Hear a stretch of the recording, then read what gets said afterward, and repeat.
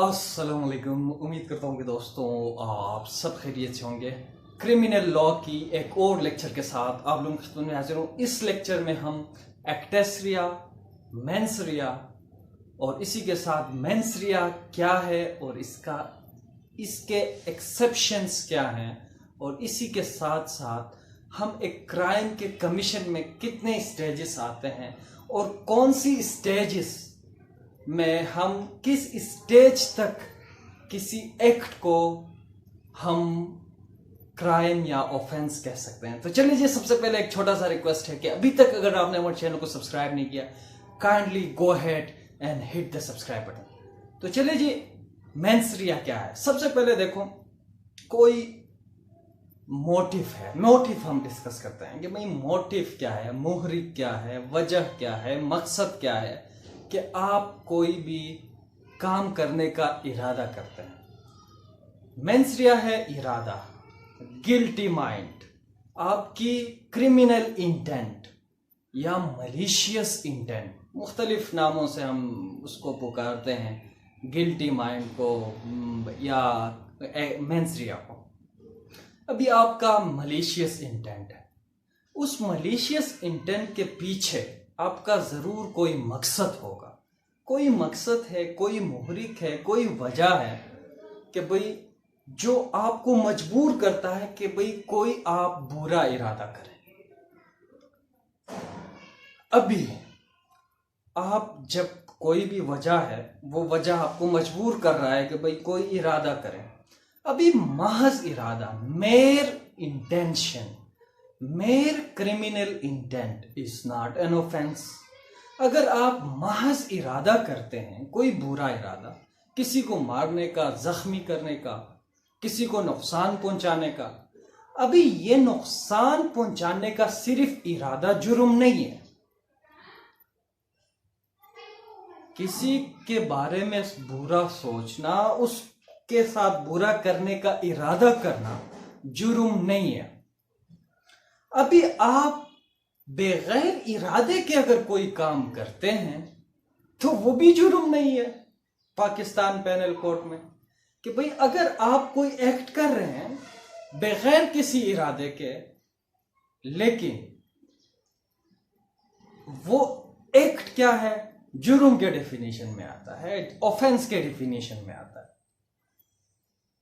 अभी Pakistan penal code में मुख्तलिफ प्रोविजंस हैं कि भाई मुख्तलिफ एक्सेप्शन भी हैं कि भाई आपने जो एक्ट किया है किन सरकमस्टांसेस में किया है, आपने जो एक्ट किया है, जो ऑफेंस किया है, किन सरकमस्टांसेस में किया है, आपको किन सरकमस्टांसेस ने मजबूर किया कि भाई आप ये एक्ट करें। अभी बात यह है कि आप मोटिव, आपकी जो भी है, आपने इरादा कर लिया, ये इरादा जुर्म नहीं है। अभी इस इरादे को आप एग्जीक्यूट करना चाहते हैं कि भाई इस इरादे को आप एकम्प्लिश करना चाहते हैं, आप इस इरादे को इस इरादे को आप अप्लाई करना चाहते हैं कि भाई ये काम अभी मैं करके ही रहूंगा। उसके लिए आप कोई एक्ट करते हैं, एक्ट। अभी ये एक्ट जो है, ये जुर्म है। क्रिमिनल इंटेंशन के साथ अगर आप एक्ट करते हैं, ये जुर्म है। अभी ये एक्ट किस नीयत का है, किस नेचर का है। अगर ये एक्ट जो है जुर्म है तो फिर ये है एक्टेस रिया, ये आपकी गिल्टी एक्ट है, आपकी ऑफेंस है, आपने ऑफेंस कमिट किया, पाकिस्तान की किसी लॉ को आपने वायलेट किया, आपने ब्रीच किया, किसी की राइट आपने वायलेट की, तो यह बन गया ऑफेंस, यह है आपका एक्टेस रिया। अभी महज इरादा, महज मेंस रिया ऑफेंस नहीं है। अभी आप उस मेंस रिया के साथ साथ एक्टेस रिया भी करते हैं, कोई काम, गलत काम भी करते हैं, तो ये क्राइम है। अभी बाज दफा हम कोई भी ऐसी एक्ट करते हैं, एक्ट नहीं करते हैं, ओमिशन करते हैं, आपका इरादा नहीं होता गलत काम करने का, आपका इरादा नहीं होता किसी को नुकसान पहुंचाने का, लेकिन under the law you are obliged to do the act, या आप लॉ के अंदर, लॉ के तहत आप बाउंड है, आप पर लीगल ऑब्लिगेशन है कि भाई आप ये काम करें। अगर आप नहीं करते हैं, नेग्लिजेंस शो करते हैं, तो ये भी ऑफेंस बन जाता है। बगैर इरादे के है, आपका एक्ट जो है बगैर इरादे, आपका एक्ट कोई इंटेंशन को फॉलो नहीं कर रहा, लेकिन यहां नेग्लिजेंस है। ये नेग्लिजेंस जो है ये मेंसरिया का क्या है, एक्सेप्शन है। अगर आप अंडर द लॉ ओब्लाइज्ड हैं कि भाई आप किसी काम को खास एहतियात के साथ करें, आप ड्राइविंग कर रहे हैं आप रेशलेसली आप ड्राइविंग कर रहे हैं, या नेग्लिजेंस आप शो कर रहे हैं ड्राइविंग करते हुए, तो ये भी ऑफेंस है। अगर आप किसी को जख्मी कर देते हैं तेज ड्राइविंग करते हुए, अंडर द लॉ आप पर जिम्मेदारी है कि भाई आप एहतियात का मुजाहरा करें, एहतियाती सी गाड़ी चलाएं, लेकिन आप नेग्लिजेंटली गाड़ी चला रहे हैं, तो आपका कोई इंटेंशन नहीं था किसी को मारने का, लेकिन सर आपकी नेग्लिजेंस है, किसी की डेथ हो गई, एक्सीडेंट हो गई, तो ये भी मेंसरिया की एक्सेप्शन है और ये भी ऑफेंस है। मतलब अगर आपसे पूछा जाए कि भाई कब मेंसरिया मौजूद ना हो लेकिन वो एक्ट ऑफेंस बन जाती है आपकी एक्ट, तो आप कहेंगे कि भाई जब कोई शख्स नेग्लिजेंटली कोई एक्ट करता है, वो नॉनफिजेंस का मुजाहरा करता है, नेग्लिजेंस का मुजाहरा करता है, despite he has no criminal intent, लेकिन वो एक्ट होती है, एक्टेस्रिया होती है, तो इंटेंशन तो मौजूद नहीं है।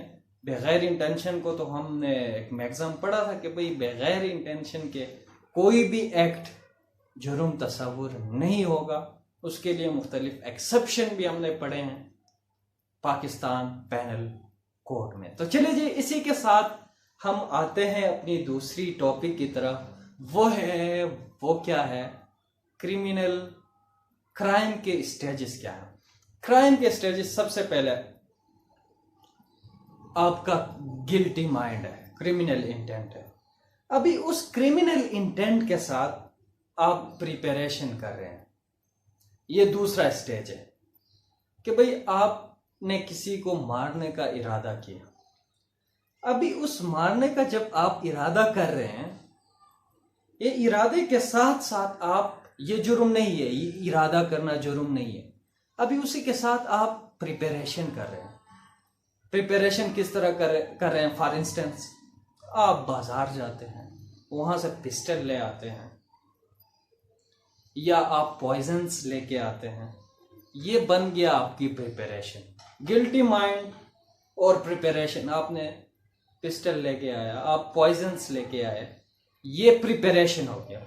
ये भी ऑफेंस नहीं है, लेकिन प्रिपरेशन बास दफा ऑफेंस हो जाती है अंडर पाकिस्तान पेनल कोड। उस प्रिपरेशन के भी एक्सेप्शन है कि भाई जब आप प्रिपरेशन कर रहे हैं अगेंस्ट वेज वार, अगर आप पाकिस्तान रियासत के गवर्नमेंट के खिलाफ, अगर आप किसी जंग की साजिश में आप प्रिपरेशन कर रहे हैं, कोई ऐसी वेपन्स, एक्सप्लोसिव वेपन्स आप अपने पास रख रहे हैं, या आप कोई ऐसे असलिहा साथ रख रहे हैं जिसकी कोई आपके पास लाइसेंस नहीं है, अथॉरिटी नहीं है टू पोसेस, तो आप उसको पोसेस कर रहे हैं, तो ये प्रिपरेशन भी ऑफेंस होगा under section 121 of Pakistan penal code. या आप अंडर 126 पाकिस्तान पेनल कोड, आप पाकिस्तान की किसी दोस्त ममालिक से के खिलाफ अगर आप कोई ऐसी प्रिपरेशन कर रहे हैं उसको नुकसान पहुंचाने के लिए, उसके खिलाफ जंग करने के लिए, तो ये भी ऑफेंस है, क्योंकि ये भी क्या है, ऑफेंस है। ये प्रिपरेशन भी ऑफेंस है। लेकिन आम तौर पर आम ऑफेंसेस में अगर आप मेयर इंटेंशन के साथ प्रिपरेशन कर रहे हैं, ये प्रिपरेशन ऑफेंस नहीं है। अभी तीसरा स्टेज जो आता है वो अटेम्प्ट की आती है। जब आप इंटेंशन, गिल्टी माइंड, इंटेंशन कर लिया, आपका मेंजरिया है, इसके साथ आप प्रिपरेशन कर रहे हैं, प्रिपरेशन के साथ तीसरी आप अटेम्प्ट कर रहे हैं। जब आप अटेम्प्ट कर रहे हैं, जब आपने अटेम्प्ट किया, then you have committed the crime, whether the commission is successful और अनसक्सेसफुल। आपकी जो कमीशन है, आपकी जो इंटेंशन है, आपका जो इरादा है, आप उसको प्रॉपरली एग्जीक्यूट कर सके हैं या नहीं कर सके हैं। आपने एक्ट कर दिया, ये ऑफेंस है।